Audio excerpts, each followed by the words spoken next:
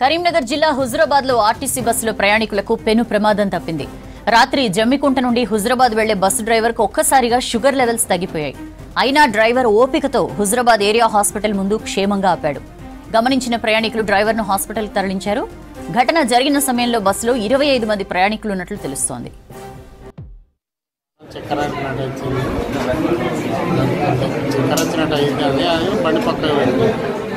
పానవంత వాడుతాను అని బండి పక్క కండక్టర్ చెప్పిన అన్న బాడీ వాడుతాను